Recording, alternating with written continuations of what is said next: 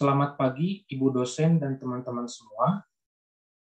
Pada kesempatan kali ini, saya akan memaparkan tugas mengenai pengenalan desain games. Sebelumnya, perkenalkan nama saya David Basar dengan NIM 1908657. Tanpa berlama-lama lagi, selamat menyaksikan.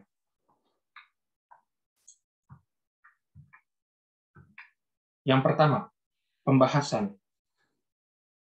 Pertama, kita akan membahas mengenai game yang disukai. Yang kedua, formal elements of games. Dan yang ketiga, game yang tidak disukai. Pertama, game yang disukai. Mari saya ajak Anda untuk menyaksikan demo gamesnya secara sekilas.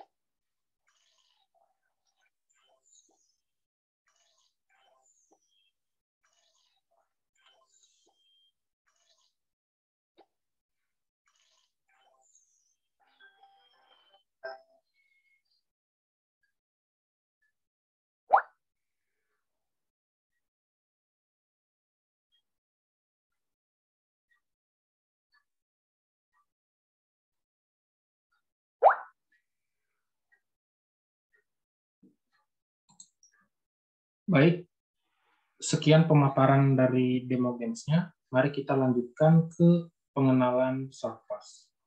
Yang pertama, Surfus adalah permainan teka-teki yang menggunakan media air dengan warna kasual yang sangat menantang dan menyenangkan. Yang kedua, permainan ini dirilis sejak tanggal 30 April 2021 dan dibuat oleh perusahaan pengembang game Android yakni Joyfus. Ketiga, permainan ini dapat dimainkan di Android, iOS, dan Windows. Yang keempat, Surfus sendiri sudah diunduh sebanyak 50 juta kali dan meraih rating 4,8 di Google Play Store. Yang kedua, genre.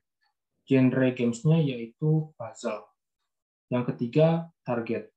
Targetnya yaitu seluruh kalangan umur atau usia, khususnya bagi mereka yang menyukai permainan teka-teki. Lalu yang keempat, alasan disukai. Pertama, praktis atau gamesnya simple. Yang kedua, mudah dimainkan kapan saja dan di mana saja.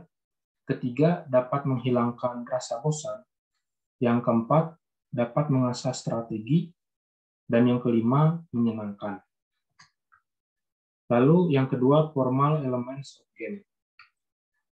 Pertama, players. Surfus adalah permainan yang tergolong ke dalam jenis single player versus game, karena permainan ini hanya dimainkan oleh seorang pemain untuk mengklasifikasikan sekaligus menyelesaikan warna air yang sama dalam satu botol. Yang kedua, objectives. Permainan Surfus termasuk ke dalam jenis solution, karena dirancang untuk menyelesaikan masalah berdasarkan klasifikasi warna air sesuai dengan warna yang sama dalam satu botol. Yang ketiga, procedures. Pada prosedur sendiri, saya membaginya menjadi 4 tahap. Pertama, starting action, yaitu pilih botol kosong untuk menampung air pindahan pertama. Yang kedua, progression of action, yaitu pemain bisa memilih gelas apa saja untuk menuangkan air dengan syarat warnanya sama dan masih terdapat ruang pada botol. Yang ketiga, special action, yaitu jika air berwarna sama, maka lanjutkan pemindahan air yang lain. Tetapi jika warna air berbeda, cari air sesuai dengan warna yang sama. Keempat, resolving action, yaitu ketika air berwarna sama dalam setiap botol, maka pemain dinyatakan berhasil dan berhak naik ke level berikutnya. Yang keempat ada rules atau peraturan. Berikut ini rules dalam permainan Swordpush, yaitu sebagai berikut. Pertama, pemain bisa mengetuk botol apa saja untuk menuangkan air berwarna ke botol lain dengan catatan air berwarna sama dan masih terdapat cukup ruang pada botol. Yang kedua, apabila pemain menemukan jalan buntu dalam memindahkan air, pemain bisa melakukan restart kapan saja tanpa ada penalti. Yang ketiga, pemain dapat menambahkan botol untuk menampung air selama stok botol tersedia. Yang keempat, Swordpush akan menampilkan peringkat pemain secara otomatis ketika sudah menyelesaikan beberapa level permainan. Yang kelima, research. Permainan Swordpush termasuk ke dalam jenis research waktu, karena pemain harus menyelesaikan objektif game sebelum waktu selesai, atau menyelesaikan game sesuai dengan yang diharapkan. Namun, untuk membantu para pemain dalam menghemat waktu, disediakan fitur bantuan seperti gambar di atas yang dapat digunakan selama stok masih tersedia. Fitur ini akan saya jelaskan secara detail. Yang pertama atau sebelah kiri yaitu fitur undo. Yang kedua adalah fitur bantuan. Yang ketiga adalah fitur reload atau mengembalikan seperti air tampak semula. Dan yang keempat adalah fitur tambahan botol. Lalu yang keenam, konflik. Game Swordpush ini tergolong ke dalam konflik jenis dilema, di mana pemain harus melatih kesabaran dan membuat strategi yang jitu ketika sudah berada di level ratusan, bahkan ribuan, karena fitur tambahan botol, fitur solusi pemindahan warna air yang sama, serta fitur tombol undo menyesuaikan dengan stok yang masih ada dan tersedia. Yang ketujuh, boundaries. Pemain tidak bisa melihat pola permainan di setiap level, kecuali dengan cara menyelesaikan step-by-step level dari semua permasalahan yang dihadapi. Artinya, dari level 1, dia hanya bisa melihat level 1, baru lanjut ke level berikutnya. Apabila sudah menyelesaikan level berikutnya, dia bisa melihat level sebelumnya yang sudah dikerjakan. Lalu yang ke-8 ada outcome. Pada permainan Swordpush, outcome-nya adalah botol yang berhasil disegel secara otomatis apabila warna air yang sama pada botol yang sama sudah memenuhi kapasitas botol tersebut, sehingga pemain terus lanjut ke level berikutnya hingga tamat. Lalu, yang ketiga, kita akan membahas game yang tidak disukai. Pertama-tama, saya akan mengenalkan terlebih dahulu game yang saya tidak sukai, yaitu Online Soccer Manager atau OSM. Pertama, Online Soccer Manager atau OSM adalah games manajemen sepak bola online, di mana kita bisa menjadi seorang manajer klub untuk melawan manajer yang lain di seluruh dunia. Yang kedua, permainan ini dirilis sejak tanggal 4 Oktober 2012 dan dibuat oleh perusahaan pengembang game Android yakni game basics BP. Yang ketiga, permainan ini dapat dimainkan di Android, iOS, dan Windows. Keempat, OSM sendiri sudah diunduh sebanyak 50 juta kali dan meraih rating 3,8 dari 5 di Google Play Store. Lalu, saya akan menyajikan demo game. Dan penyajiannya ini, maaf, saya lakukan secara landscape karena gamenya itu akan dimainkan secara miring dan saya akan menyajikannya secara sekilas. Jadi selamat menyaksikan. Ini adalah gamenya OSM.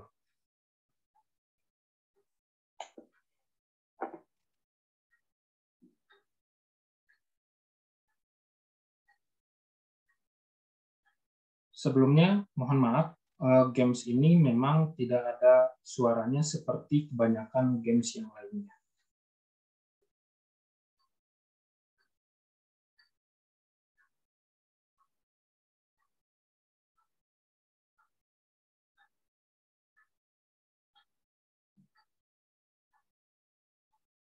Ini adalah tampilan squad pada klub yang saya latih. Ini adalah tampilan formasi.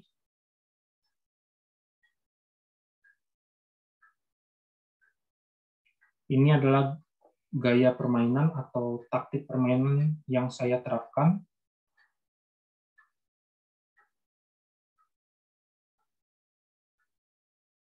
Ini untuk melihat detail sang pemain, seperti kebangsaan, umur, maupun berapa banyak dia mencetak gol atau assist atau pelanggaran.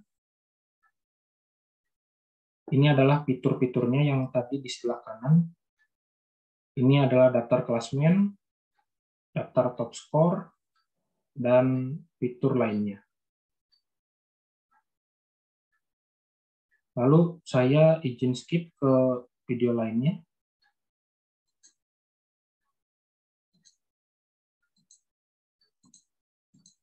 Baik. Di sini saya akan memilih klub yang saya latih yang ketiga urutannya, yaitu Jerman. Dan kebetulan ini adalah waktu pertandingannya. Pertandingan antara Jerman melawan Brazil. Tampilan untuk interface sepak bolanya seperti berikut.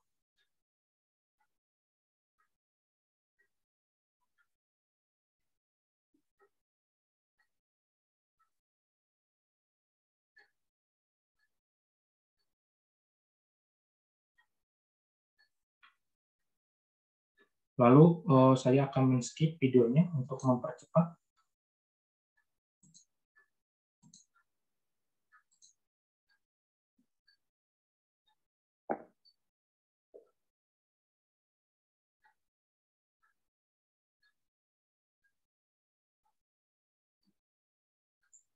Di sini tim saya memasukkan bola ke gawang lawan.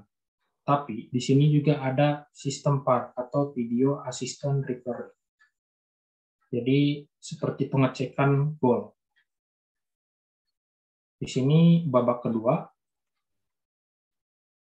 Dan seperti biasa apabila game online selalu ada iklan. Saya skip lagi videonya.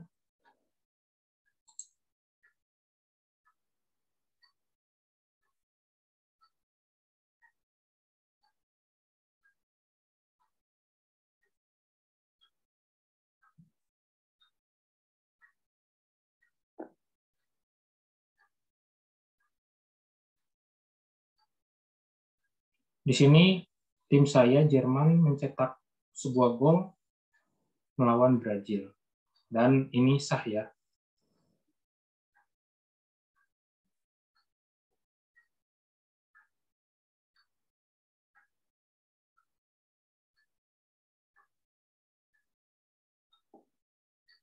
Dan peluit akhir atau full time.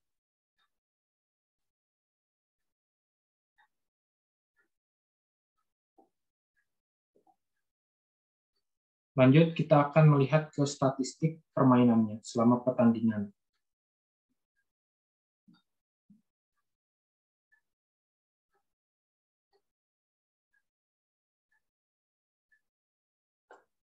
Dan kebetulan tim saya menjuarai turnamen Piala Dunia. Ini adalah edisi 2018. Di sini juga saya mendapatkan tambahan poin yang nantinya berpengaruh kepada level saya seperti profesional dan lain sebagainya. Di sini kita juga bisa melihat daftar klasemen liga sebelumnya, daftar manajer yang bermain, serta top skor dan fitur lainnya. Baik, sekilas dari video itu kita bisa mengetahui bahwa genre gamesnya yaitu sports atau olahraga dan strategi atau menyusun strategi. Dan yang ketiga, target. Targetnya itu dikhususkan kepada mereka generasi milenial, khususnya bagi mereka yang menyukai juru taktik dalam sepak bola. Lalu yang keempat, alasan tidak disukai. Pertama, susah login ke dalam game. Susah login ke dalam game ini maksudnya adalah seperti masuk ke dalam gamesnya atau saat sudah mempunyai akun dan masuk ke dalam gamesnya, namun gamesnya seringkali menampilkan jaringan Anda tidak tersedia, padahal jaringan yang kita miliki kualitasnya baik dan stabil. Yang kedua, banyak iklan. Seperti tadi kita saksikan pada babak pertama menuju babak kedua ada iklan. Sebetulnya selain itu sering terdapat iklan lain di tayangan lain. Ketiga, waktu pertandingan yang lama. Maksudnya, kita harus menunggu pertandingan ini hanya sekali dalam satu hari, dan waktunya itu pun sangat random. Ketika kita memilih, misalnya Liga Indonesia contohnya seperti Bali United yang tadi, saya kebagian bermain yaitu jam 21.04. Tapi kalau saya tadi memilih klub Tottenham Hotspur, saya kebagian bermain jam 00.55. Sehingga menurut saya ini tidak efektif dan harus menunggu pertandingan yang lama dalam satu hari. Keempat, tidak dapat melihat pertandingan yang sedang berlangsung. Maksudnya, kita sebagai pemain hanya bisa melihat gamesnya itu gol atau tidak, pelanggaran atau hal yang lainnya. Sehingga menurut saya ini kurang asik atau membosankan. Kenapa?